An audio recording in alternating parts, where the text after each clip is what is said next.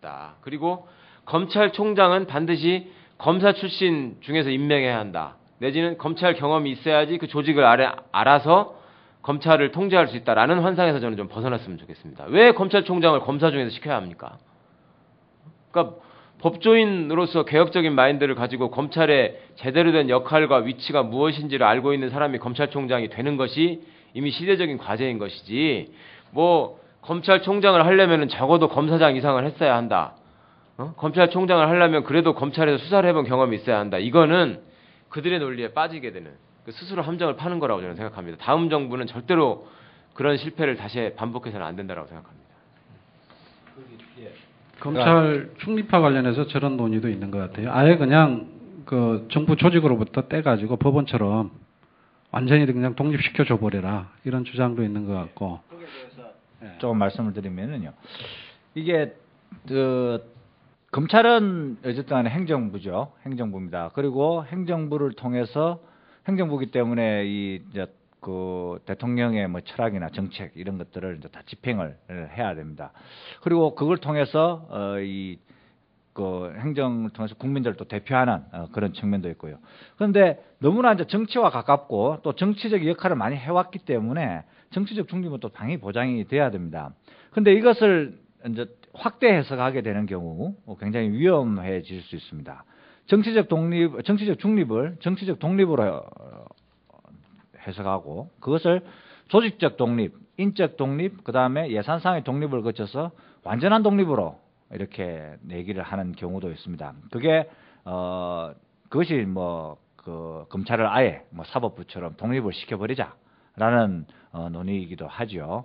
그러나 그렇게 가기는 곤란합니다. 사법부라는 것은 기본적으로 이 검사가 재판을 기소를 하든지 아니면은 누군가가 재판을 해달라라고 했을 때만 발동되는 권력이기 때문에 굉장히 소극적이고, 그 다음에 방어적이죠. 소극적이고 수동적입니다. 그리고 이 사람 그 사법부에서 하는 거는 기존에 가지고 있는 권리를 확인해 주는 겁니다. 분쟁이 발생했을 때, 그리고 범죄가 발생했을 때, 이게 어떤 일이 있었다는 걸 확인해 주는 작업이죠. 그러니까 과거 회기적입니다. 과거에 일어났던 범죄를 밝혀내는 작업이니까요. 그러나 행정부 역할인 검찰은 먼저 자기가 수사를 하고 싶으면 수사를 하고, 수사 방법도 자기가 선택을 하고, 구속영장이 필요하다면 구속영장을 신청하고, 그 다음에 재판이 필요하다 보면 또 기소도 하고, 이렇게 하기 때문에 굉장히 적극적이고 능동적입니다. 그리고 사건을 계속해서 수사를 하는 과정에서 자기가 필요로 하는 정보를 계속해서 만들어내죠. 정보를 만들어내기 때문에 굉장히 미래지향적인, 앞으로 나가는 그런 경향을 가집니다. 그래서 전형적인 행정이죠. 전형적인 법무행정의 하나입니다. 전형적인 법무행정 중에 하나죠. 그렇기 때문에 완전히 사법부와 같은 그것을 가져가 사법처럼 독립을 하자라고 하는 것은 굉장히 위험한 것입니다. 그렇게 되면 어떻게 되냐면요, 검찰총장이 대통령보다 더 많은 권한을 가질 수가 있습니다. 대통령이 임기 중에는 형사소추가 안 되지만은 검찰총장이 대통령의 그걸 가지고 대통령도 얼마든지 뭐 하고 있기 때문에 그리고 또 정치인들을 다 수사할 수 있는 권한을 가지고 있기 때문에, 그래 되면은 대통령보다 더 큰 권한이 또 탄생이 되는 것이죠. 근데 이런 문제가 있을 수 있잖아요. 통제를 해야죠. 이런 문제, 이게 어떻게 보면 좀 모순적인 상황이 올 수도 있는데, 검찰의 정치적 중립을 얘기하면서 한편으로는 문민적 또는 민주적 통제를 얘기한단 말이에요. 그러니까 그 민주적 통제라는 것의 실체를, 내용을 들여다보면은 결국 법무장관을 통해서 검찰에 대한 어떤 일반적 지휘, 이걸 하게 되는 걸로 저는 보이는데, 그게 이제 천정배 장관이 했던 방식이고, 그런 어떤 민주적 통제라는 측면과 검찰의 정치적 중립이라는 부분이, 이게 내가 볼 때는 이게 좀 서로 갈등을 일으킬 수 있는 소지가 있다라는 거죠. 실제로 그 참여정부에서 그 현상이 나타났던 거고.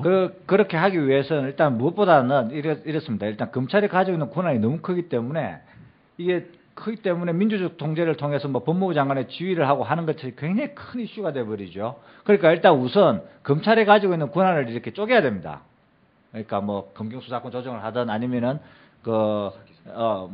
수사권과 기소권을 분리하고, 그 다음에 또 고용자 비리조사서도 만들고 해서 일단 권한 자체를 좀 쪼개놓으면은 이게 수사 지휘를 하더라도 그게 반향이 좀 적은 측면이 하나 있고, 여기에 선결적으로 좀 돼야 되고, 두 번째로는 그 모든 내용이 지금 이 지휘 법무장관의 지휘 감독 이와 관련해서 논쟁이 벌어지고 있는 것은 이게 공개가 안 되기 때문입니다. 공개가 안 되고 서류화 안 되고 나중에 기록으로 안 남은 상태에서 막 벌어지니까 국민들이 도대체 이 정권이 사적 이익을 위해서 정권의 안보만을 위해서 지휘를 하는 것인지 아니면 헌법과 형사소송법에 근거해서 또는 뭐 현대인권법의 기초에서 지휘를 하는 것인지를 알 수가 없는 것이죠. 알 수가 없는 겁니다. 근데 이번에 이제 그런데 그 과정에서 처음으로 한번 이 수사지휘권이 공론화가 되고 공개가 된 거죠. 그 전정배 장관 그걸로 해서. 그러니까 그때 되니까 국민들이 볼 때 이 전정배 장관의 지휘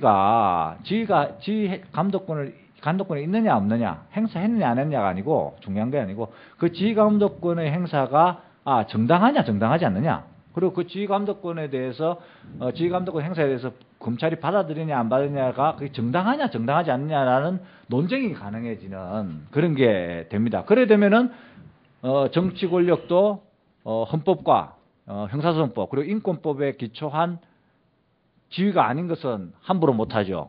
공개가 돼버려서 국민들한테 비판을 받으니까 나중에 정치적으로 책임을 질 수밖에 없는 것이고 검찰도 만약 정당한 지휘 감독인데도 불구하고 그거를 거부하고 그거에 대해서 뭐 사표를 내고 뭐 이렇게 저항을 하게 되면은 국민적인 공개가 돼서 비판의 대상이 되지 않겠습니까? 그러니까 그런 식으로 이제 국민들이 직접적으로 확인할 수 있는 그런 이제 절차가 반드시 이제 마련이 돼야 되는 것이고 그게 참여정부의 때 그 전정배 장관 사건에서 그게 처음으로 드러났던 것이죠. 그러니까 논쟁은 지휘 감독권이라는 것이 추상적으로 있다 없다 그게 뭐 추상적으로 충돌한다는 게 아니고 논쟁은 그 지휘 감독권의 행사가 구체적으로 헌법과 형사소송법 그리고 인권법에 기초해서 정당한 것이냐 아니냐 하는 것을 놓고 이제 논쟁이 벌어지면 되는 겁니다. 그래서 그 당시에 검찰총장과 법무부 장관이 그걸 두고 논쟁을 벌였으면 되는데 그때 검찰총장은 지휘 감독권을 행사했다는 그 자체가 검찰권의 침해다라고 하면서 사표를 내버렸죠. 그거는 분명히 검찰 입장에서 봐서도 이게 논쟁을 회피하고 자신의 기득권을 지키려고 하는 그냥 행동에 지나지 않았다 이렇게 얘기할 수 있죠. 진행상 원래 이 플로나 아니면은 게시판을 통해서 들어오는 질문을 전달하는 시간을 별도로 가지려고 했었는데요. 토론의 원활한 진행을 위해서 중간중간에 제가 외부 질문을 소개해드리는 식으로 해서 토론을 진행하도록 하겠습니다. 저희들이 6시까지 이제 토론을 마쳐야 되는데요. 지금부터 이제 토론자들께서 시간을 착절히 잘 배분을 해주셨으면 좋겠습니다. 가능한 한번 발언하실 때 2분 이상 안 넘도록 해주시면 고맙겠습니다. 중립화 관련해서 플로에서 질문이 들어왔는데요.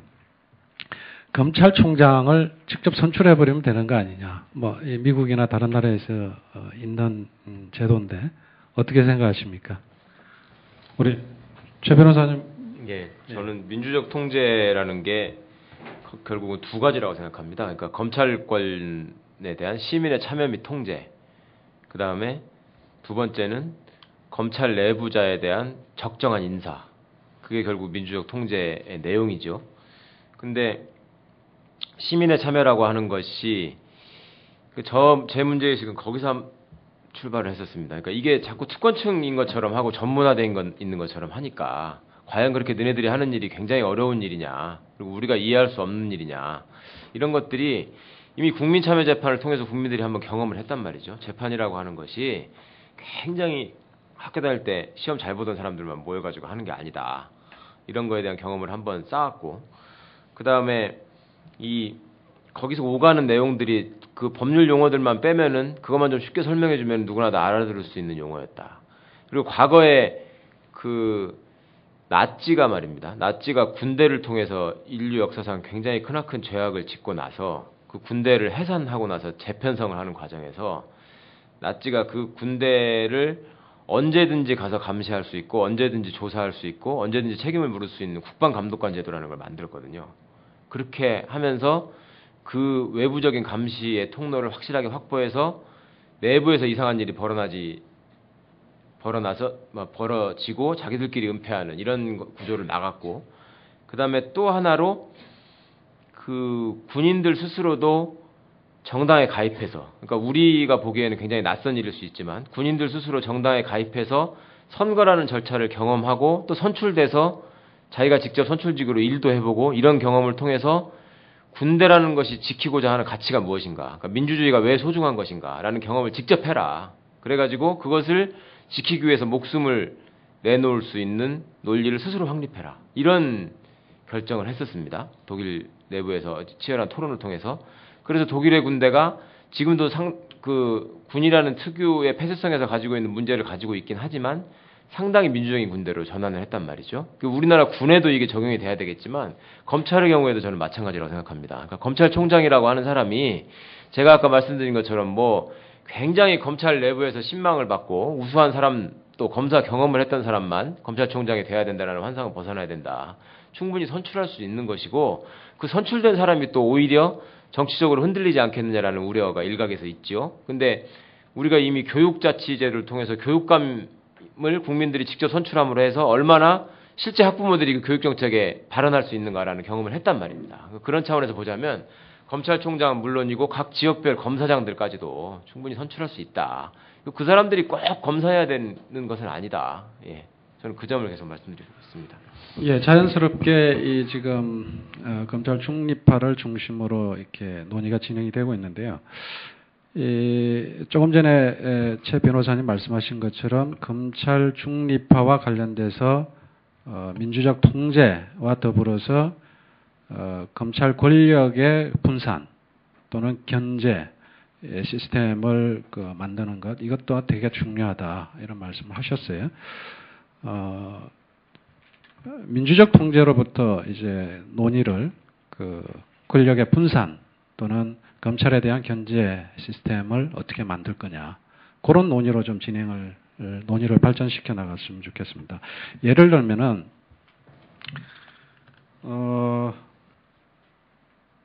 고위공직자 부패수사처 설치가 중요한 이슈 중에 하나인데, 사실 이번에 국회에서도 특수수사처라 그랬나요? 특별수사청 합의가 있었다가 여야 간의 합의가 있었다가 결국은 또 물거품이 돼버렸는데, 이 고위공직자 부패수사처 이게 어떤 역할을 할 수 있고 또 검찰개혁과 관련해서 어떤 의미를 가지고 있는지 우리 정태호 교수님께서 먼저 말문을 열어주시죠. 예, 그 문제에 들어가기에 앞서서 제가 검찰의 정치적 중립성 그리고 민주적 통제 문제에 관련해서 한 말씀만 좀 드리고 싶은데, 제 생각에는 검찰의 정치적 중립이 확보되려면 우리 사회 내에 존재하는 다양한 정치 세력들 그리고 뭐 경제 세력들, 사회 세력들 사이에 힘의 균형이 먼저 확보되지 않으면 안 될 것이다. 이게 우리가 관념적으로 이 법으로 보장해 준다고 그래서 쉽게 실현될 수 있는 문제가 아니라는 겁니다. 그래서 원래 정치적 중립이라고 하는 것, 검찰의 정치적 중립이라고 하는 것은 사실 정치적 중립이라는 말 자체가 오늘날처럼 가치가 다원화돼 있고 이런 사회에서는 구체적인 어떤 행위의 이 방향을 제시할 수가 없습니다. 그래서 그러면 그 검찰의 정치적 중립의 실체는 뭐냐? 그럼 검찰이 이 법에 복종하고 오로지 법의 실현에 봉사하는 자세를 견지하는 것이죠. 그래서 법에 반하는 외부의 압력이나 청탁이나 이런 것이 들어와도 우리는 법대로 할 수밖에 없다. 그래서 이 법대로 검찰권을 행사할 때 정치적 중립도 지켜지는 것이고, 이른바 그 반사적으로 또 검찰의 독립도 확보될 수 있는 것이죠. 근데 우리 사회에 이 세력 균형이 이루어져 있지 않기 때문에, 예를 들면 언론이라도 내지는 종교 세력이라도 민주 개혁 세력의 이 편에 섰다면 과연 노무현 대통령